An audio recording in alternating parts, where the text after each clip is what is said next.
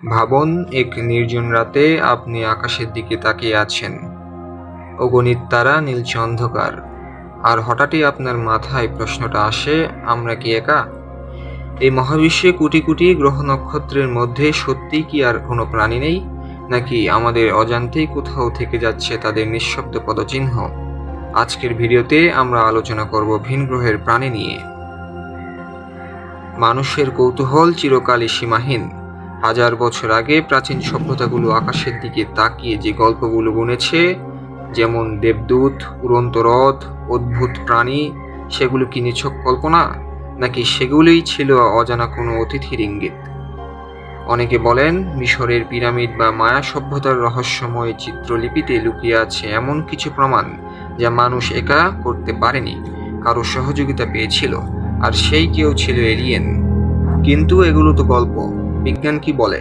বিজ্ঞানের হিসাবে আমাদের মিল্কি ওয়ে গ্যালাক্সিতে প্রায় 100 থেকে 400 বিলিয়ন তারা রয়েছে। প্রতিটি তারার চারপাশে ঘুরছে নানা গ্রহ।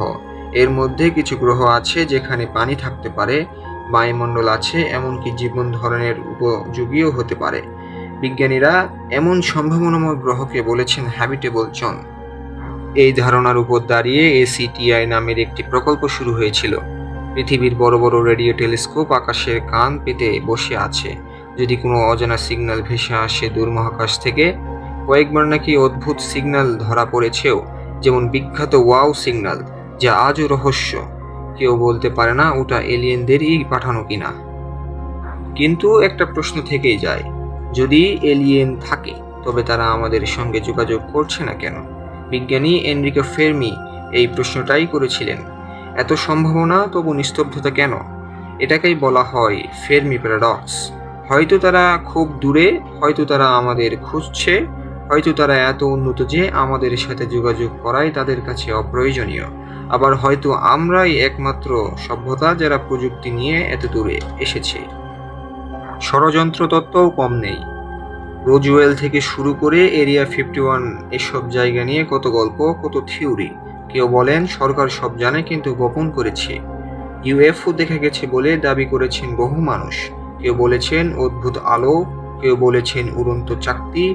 কিছু ঘটনা অজানা থেকেও গেছে, আবার কিছু নিছক ভুয়া বলে প্রমাণ হয়েছে। তবে প্রযুক্তি যত এগুচ্ছে তত স্পষ্ট হচ্ছে আমরা আর একা থাকার প্রশ্নে নিশ্চিত থাকতে পারি না। এখন তো জেমস ওয়েব স্পেস টেলিস্কোপ মহাকাশের অজানা প্রান্তে প্রাণের সম্ভাবনা খুঁজছে। নতুন গ্রহ আবিষ্কার হচ্ছে যেখানে পৃথিবীর মতোই বায়ুমণ্ডল রয়েছে, এমনকি মেঘও ভাসছে। ভাবুন তো, কোনো এক দূরের গ্রহ থেকে হয়তো এখনই কেউ আমাদের দিকে তাকিয়ে আছে, এই ভিডিওর মতোই কোনো বার্তা তৈরি করছে। কিন্তু ভয় পাওয়ার কিছুই নেই। এলিয়েন মানেই যে ভিনগ্রহী দানব তা নয়, তবে হতে পারে তারা আমাদের মতোই জটিল, বুদ্ধিমান, আর হয়তো আমাদের চেয়ে হাজার গুণ উন্নত। বিজ্ঞানীরা বলেছেন যদি সত্যি কোনো এলিয়েন সভ্যতা থাকে তবে তাদের সাথে যোগাযোগ করতে হলে আমাদের আরও অনেক দূরে যেতে হবে। কারণ মহাবিশ্বের মানে দূরত্ব আর সময় এখানে একেবারে অন্যরকম। একটা সিগন্যাল পাঠালেও উত্তর পেতে হয়তো হাজার বছর লেগে যাবে। শেষ কথা, এলিয়েন আছে কি নেই তবে তা নিশ্চিত করে বলা কঠিন। কিন্তু একবার ভাবুন, যদি সত্যিই আমরা একা না হই তবে কি এক দারুণ অ্যাডভেঞ্চার আমাদের সামনে অপেক্ষা করছে। আজ যারা এ নিয়ে হাসাহাসি করছে, কাল তারাই হয়তো নতুন কোনো গ্রহে নতুন কোনো প্রাণের সাথে হাত মেলাবে। আপনি কি ভাবেন, আমরা কি একা, নাকি দূর মহাকাশে কোথাও কেউ আমাদের কথা ভাবছে? আপনার মতামত জানান কমেন্টে। আর হ্যাঁ, যদি এলিয়েনের মতোই রহস্যময় আরও ভিডিও পেতে চান তবে সাবস্ক্রাইব করতে ভুলবেন না। ইনশাআল্লাহ দেখা হবে পরের রহস্যে। ততদিন পর্যন্ত আকাশের দিকে তাকিয়ে থাকুন, কারণ কে জানে হয়তো কোনো দিন সত্যিই দেখা হয়ে যাবে কোনো এক অজানা অতিথির সাথে।